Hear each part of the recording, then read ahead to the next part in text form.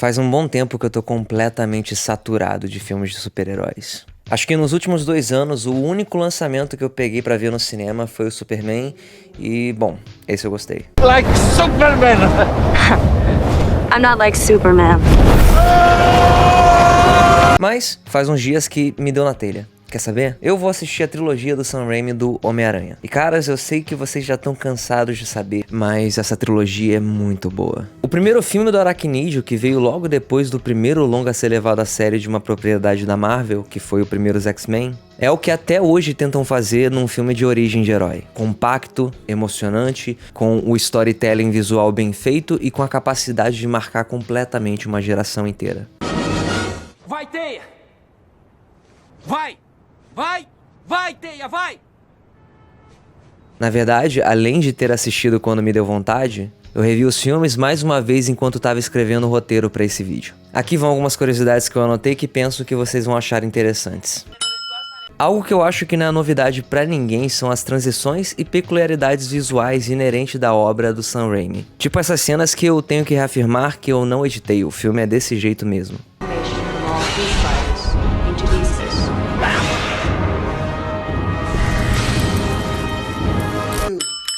Outra coisa é que eu vi esses filmes no Prime Video, mas quando fui começar a escrever o roteiro me deparei com uma versão do segundo filme que eu não sei se é do diretor ou simplesmente estendida, mas tinha umas cenas que eu tenho certeza de nunca ter visto antes. Quando chegar nelas eu falo sobre.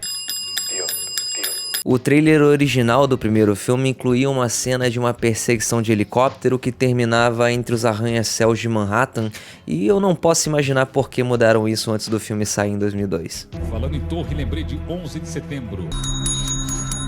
A última coisa que eu gostaria de falar sobre, antes de começar com Homem-Aranha 2 especificamente, é que além dos famosos figurantes do Sam Raimi, que estão sempre em situações não intencionalmente hilárias, a parte da escola é surreal porque todo mundo claramente tem 30 anos. Tipo, o professor que acompanha eles na excursão claramente é mais novo do que o bully do Peter, que tem 2 metros de altura e 35 anos na cara.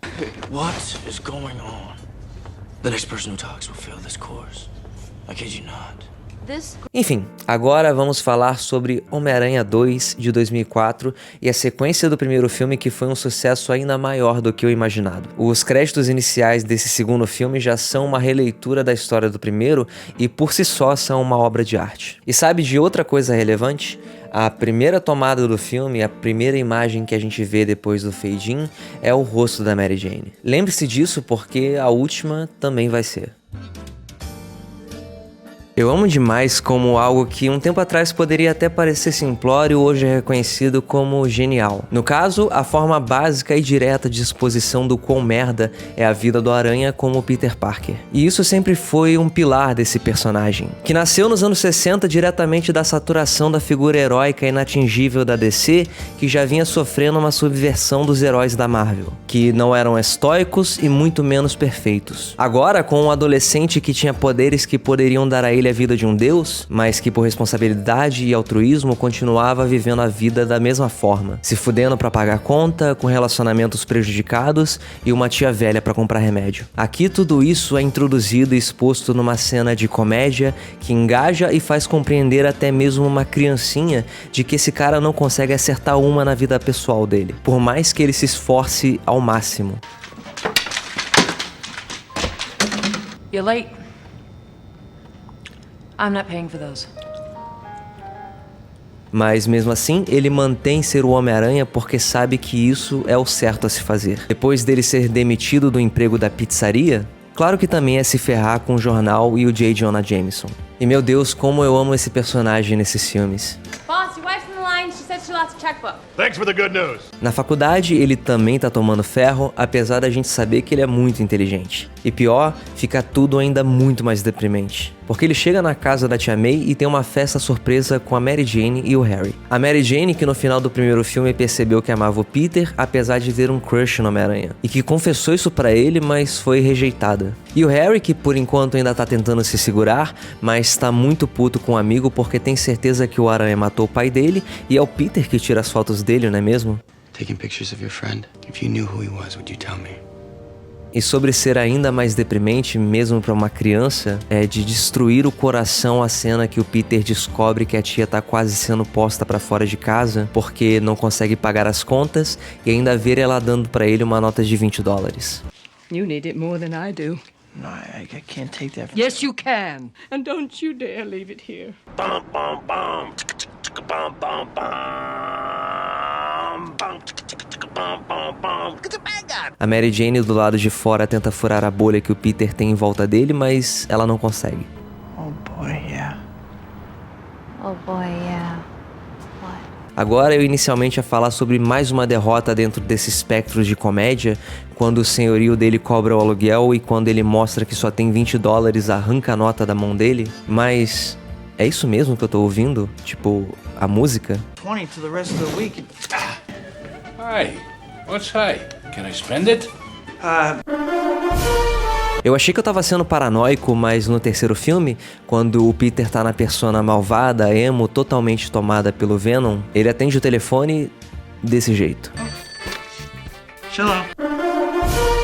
Enfim, melhor deixar pra lá, vamos seguir em frente. O Peter Parker tá completamente desolado. Absolutamente tudo que ele tenta fazer de bom na vida pessoal dá muito errado. Mas agora a gente vai conhecer o vilão do filme, um dos melhores personagens do tipo em filmes de heróis de todos os tempos, eu diria. O Alfred Molina como o Dr. Octopus. E detalhe, essa cena começa com um dos meus memes preferidos, uma figurinha do WhatsApp que eu já usei demais.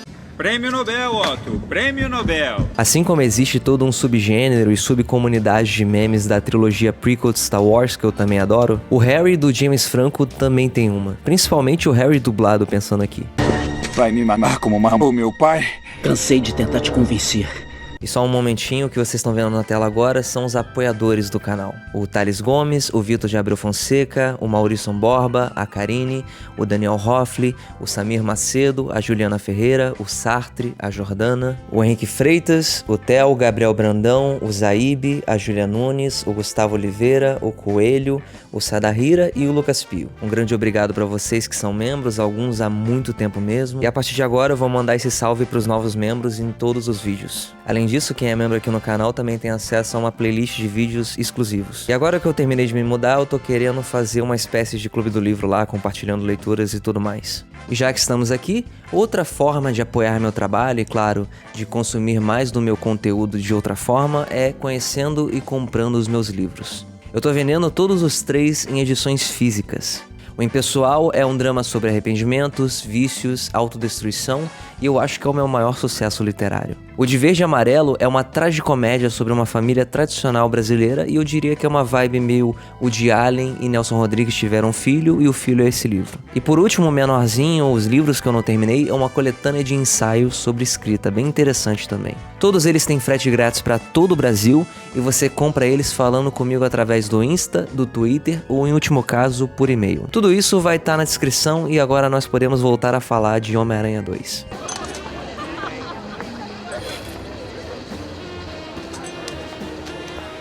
A gente estava falando, na verdade, sobre a introdução do Dr. Octopus.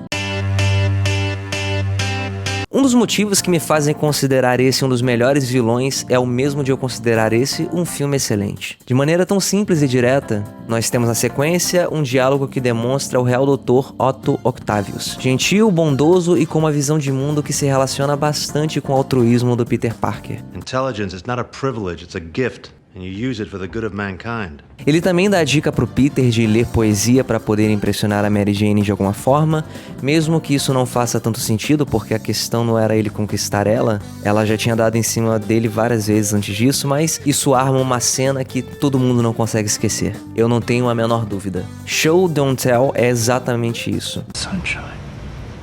Day by day. E também tem uma tentativa do Peter de ir ver a peça da Mary Jane e falhando mais uma vez. Mas eu acho que vocês já entenderam. Ele tá tendo todos os motivos do mundo pra ficar frustrado com a vida de Homem-Aranha, atrapalhando a do Peter Parker. Actually, there was this obnoxious usher. Somebody has to talk to that usher, MJ. Depois disso, a apresentação do que seria uma fonte de energia nuclear ou alguma coisa do tipo dá errado, queimando o chip que controlava os impulsos dos braços eletrônicos e acabando com o Harry, porém gerando mais um meme excelente. Estou falido. Eu não tenho mais nada, além do Homem-Aranha. E eu queria chegar exatamente nessa parte. Quanto foi que a gente perdeu com os filmes de herói terem virado projetos pasteurizados, produzidos de forma industrial e sem nenhum tipo de tesão envolvido? E como nunca mais vai haver outro filme como Homem-Aranha 2. Porque o Sam Raimi usa esse espaço de revelar o vilão do filme para fazer uma das cenas de terror mais sinistras que uma criança poderia assistir legalmente no cinema.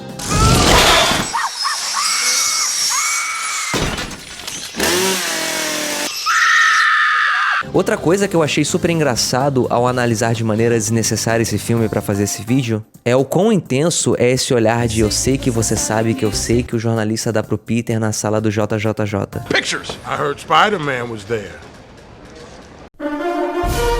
O J. Jonah Jameson fala pro Peter que precisa que ele trabalhe na festa do filho dele, que nesse universo é um astronauta que foi o primeiro homem a jogar futebol americano na lua, tipo. O Peter, que tá na merda por completo, de todas as formas, pergunta se seria possível ele pagar adiantado.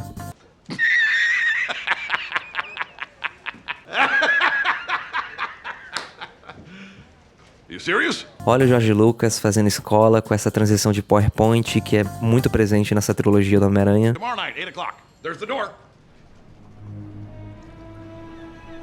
O Dr. Octopus decide que precisa construir a máquina que quase destruiu a cidade de novo e que precisa de dinheiro. Outros canais talvez questionassem por que ele simplesmente não rouba as coisas que ele precisa, mas faria mais sentido um roubo só no banco. E é claro, o Peter tá lá com a Tia May, que de forma cômica, pra suavizar um pouco essa depressão toda, tá tentando conseguir de alguma forma um pouco de crédito pra conseguir pagar as contas e não ficar sem ter onde morar. Aí depois de ser obrigado a aparecer como Homem-Aranha, pela primeira vez ele não consegue performar. Oh, não. Come on! Isso é a continuação de um tema muito interessante que o Sam Raimi imprimiu nessa trilogia. Nos quadrinhos e nas outras versões para o cinema, o Aranha tem todos os poderes que nós conhecemos dele, menos o de soltar teia pelos pulsos. That came out of you. Yeah. You can't do that, huh? No? How on earth does that even... Já que seria muito bom não ter que tomar mais tempo de tela explicando como ele inventou essa teia e resolveu manter em segredo mesmo podendo ficar rico com ela e precisando do dinheiro, foi integrado aos poderes dele a capacidade de soltar teia pelo pulso. Tudo isso fazendo um sinalzinho com as mãos. Não tem como ser mais claro do que isso. I'm not dressed, Aunt May.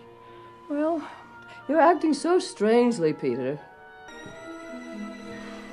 Sendo essa uma alegoria para puberdade, masturbação e tudo mais, faz sentido que no segundo filme a gente possa interpretar o que acontece com o Homem-Aranha como impotência. It's not even my dream, it's a friend of mine's dream. Oh, so it's somebody else's dream. O engraçado é que quando eu tuitei sobre isso faz um tempo, um dos meus seguidores falou que no terceiro o Venom era o Tadala e eu achei isso muito engraçado. E lembra daquela coisa das cenas extras da versão estendida? A primeira vez de verdade no filme que o Peter sofre com a performance, tem aquela famosa cena dele descendo no elevador e conversando com o cara que tava lá sobre a fantasia que ele usa, sobre como é chato de ir ao banheiro, e eu tenho certeza que vocês lembram disso. Parece desconfortável. Só é um pouquinho apertada. O problema mesmo é pra ir ao banheiro. Aqui, no entanto, nessa versão, esse cara entra num rant absurdo e demorado sobre várias coisas que pareciam improviso mal feito. É tudo muito estranho. Might want to try some TV. You know, can I riff for you? Can I come up with a couple ideas for you? Just what my company would do. Let's see what I got. How about a children's book? Isso acontece depois da festa do filho do JJJ, que óbvio, tá namorando a Mary Jane, e ainda sobra um tempo pro Harry ter um piti com Peter por causa do Homem-Aranha. Brother? Outra cena que eu tenho certeza absoluta que eu nunca tinha visto, com a Mary Jane, uma personagem nova que só aparece ali, que eu presumo que seja a maquiadora dela ou alguma coisa assim, e elas estão conversando sobre se sentir apaixonada de verdade, questionando se ela vai realmente se casar com esse cara assim, do nada. Do you really love this guy? Very much. Very much? That just doesn't fly. Em mais uma cena que agora eu não tenho certeza se tá no corte original, o Peter tem uma visão / sonho de uma conversa com o tio Ben. A mesma que ele teve no primeiro filme, só que dessa vez ele fala que não aguenta mais e que não tem mais essa responsabilidade de ser um Homem-Aranha. I want a life of my own. I'm just Peter Parker. I'm Spider-Man. No more. Aí ele decide parar, ecoando uma das capas mais icônicas dos gibis de super-heróis, e a vida dele de repente vira um mar de rosas enquanto toca Raindrops numa montagem. Outras coisas engraçadas também acontecem.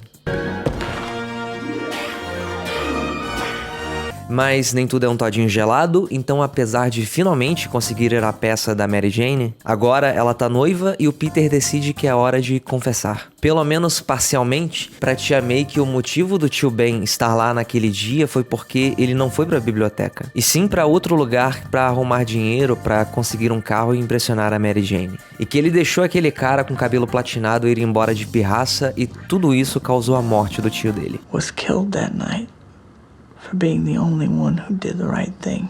Pela primeira e talvez última vez, a única pessoa que incondicionalmente apoia o Peter Parker se retira de forma muito triste, porque ela é basicamente a mãe dele. Tudo isso prepara a gente pro terceiro ato, que é simplesmente o morango em cima do bolo de chocolate.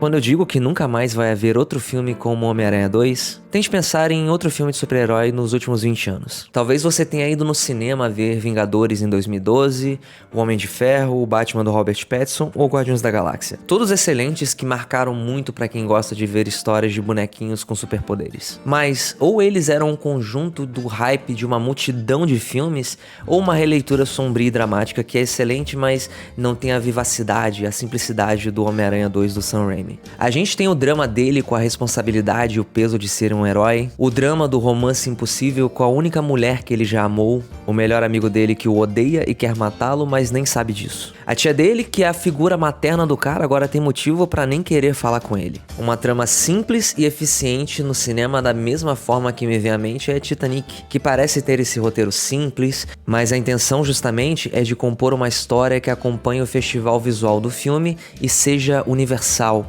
simples e impossível de não ser compreendida. O Dr. Octopus precisa do Lithium, ou aquele elemento inventado que serve pra fazer a máquina dele rodar. Ele vai até a cobertura do Harry e ameaça ele, que diz que se ele trouxer o Homem-Aranha até ele, vai entregar todo esse elemento que ele possui. E o Peter, sem poderes, sem a roupa de Homem-Aranha e sem mais nada basicamente, vê um incêndio no prédio e dessa vez não consegue se conter. Entra como civil mesmo e salva uma criança, mas percebe que poderia ter feito mais. Some poor soul got trapped on the 4th floor. Never made it out. Aquela loirinha coitada que a internet de uns anos pra cá fetichizou como tradwife ou coisa parecida, oferece na bondade um pedaço de bolo de chocolate e um copo de leite pro Peter e caramba, ele tava precisando muito de uma coisa positiva por menor que ela fosse. And a glass of milk? That would be nice. E ela dá o recado que a tia dele ligou, falou que tá se mudando para um apartamento menor por causa dos problemas financeiros, mas dessa vez tudo parece mais leve. Parece que ela aceitou que tá tudo bem e que tem a capacidade de seguir em frente e se virar. Ela também dá a entender que sabe que ele é o Homem-Aranha e que a cidade precisa de um herói. As pessoas, como o garotinho que tá ajudando ela a se mudar, precisam de uma pessoa como o Homem-Aranha. E ela também conta a história fofa de quando Peter viu a Mary Jane pela primeira vez. You grabbed me and said, Aunt May? Aunt May? Is that an angel? Gee, did I say that? E todo esse papo motivacional da tia May revitaliza o Peter, que decide que vai voltar a ser um super-herói. E caramba, mesmo sendo uma comédia pastelona, física, bobinha, como é bom um momento de respiro cômico antes do clímax emocional da história.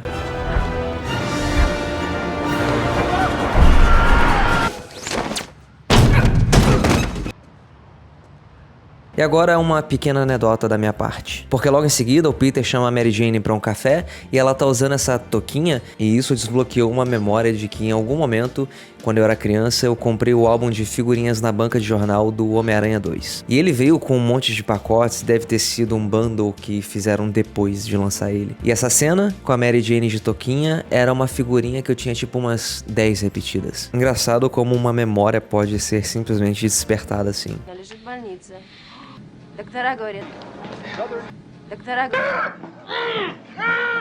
Enfim, acho que eu já me alonguei demais nesse vídeo. O Dr. Octopus ataca os dois, mas ele faz isso porque acha que o Peter é apenas o fotógrafo do Aranha e que ele vai saber aonde achar o herói. Então o Peter pega de volta a roupinha dele no JJJ e nós temos a cena do trem. E agora sim nós vamos falar de uma cena de um filme de herói. Esse filme novo do Superman, por mais legal e bacana que tenha sido, por mais colorido e gibi de boa forma que ele seja, carece demais de uma cena como essa, icônica, que marca a brasa no inconsciente coletivo a presença dela. Primeiro que a porradaria entre o Aranha e o Dr. Octopus é muito bem feita, bem coreografada, os efeitos visuais, a câmera voando com o trem, o Aranha caindo no asfalto e voltando pelas teias, uma luta final maravilhosa com 20 minutos de filme ainda faltando. Segundo, que depois desse espetáculo visual, como uma manobra final, o Dr. Octopus arranca o painel do trem para deixar ele desgovernado. E tem uma faísca que pega na cara do Aranha para ele tirar a máscara, justamente pra gente ter a cena com mais simbolismo do que toda a fase 4 da Marvel junta. Do Aranha com a cara limpa, a cara do Peter Parker, freando na força bruta, na determinação e no autossacrifício o trem, e com todos os nova-iorquinos carregando ele numa imagética quase que religiosa. Essa coisa com Nova York sempre foi uma marca do Homem-Aranha, que tinha toda essa coisa da Marvel de se passar numa cidade real, em contraste com, por exemplo, Batman, que mora em Gotham City. Outra coisa é que aquela parada do primeiro filme ter saído logo depois do atentado de 2001, provavelmente foi o que fez a gente ter no final do primeiro filme os nova-iorquinos se juntando e jogando coisas no Duende Verde. Eu imagino que se o Rio de Janeiro tivesse um Homem-Aranha, seria algo parecido, o Cria Máximo. E aqui eles entram na frente do Dr. Octopus num ato de bravura, mas não adianta muita coisa. Ele nocauteia o Aranha e o leva até o Harry, que antes de mamar o homem que mamou seu pai, precisa olhar nos olhos dele.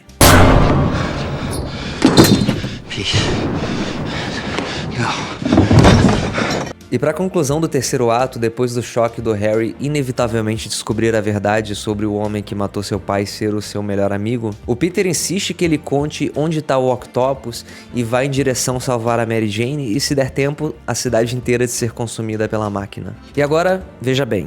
Essa coisa do herói revelar a identidade por querer ou sem intenção já foi um momento marcante nas histórias de herói. Eu acho que esse artifício de roteiro se desgastou em algum ponto entre Oliver Queen revelando pra Felicity porque estava baleado e o Tony Stark falando que era um Homem de Ferro. I'm not gonna hurt you, Felicity. How do you know my name? Because you know my name. Mas depois de conseguir fazer o Dr. Octopus voltar a si por tempo suficiente para perceber o que ele estava fazendo, e dele afundar ao som de I Got a Feeling do Black Eyed Peas, a gente tem esse momento em que a Mary Jane finalmente descobre o que ela sempre soube no fundo. In case we die. You do love me. I do.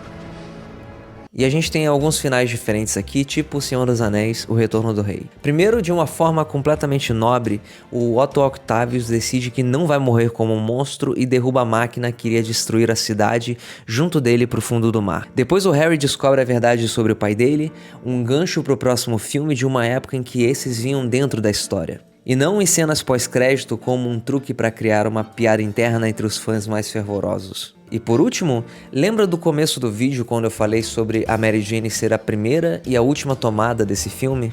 Mesmo sabendo que essa personagem sempre teve haters e que hoje a gente vive num ambiente da internet machista a ponto de fazerem posts não irônicos sobre como a Rose não prestava e que o vilão mais caricato possível que batia nela era o certo da história no Titanic, esse momento é puro cinema e é todo dela. Depois de descobrir a identidade do Peter Parker, ela ouve dele que eles nunca vão poder ficar juntos exatamente por esse motivo e ela tá prestes a se casar. Mas então a gente vê ela cruzando o Central Park vestida de noiva e parando no muquifo onde o Peter Parker mora. E ali, eles ficam juntos e felizes por um momento muito breve, porque ele tem que ser o Homem-Aranha agora. E ela observa, primeiro apaixonada, depois realizando, sem dúvidas, que tipo de vida ela vai ter com ele. E com a expressão sutilmente triste da Mary Jane, se fecha a rima visual do começo do longa e termina o melhor filme de herói de todos os tempos. Nunca mais vai ter outro filme como Homem-Aranha 2.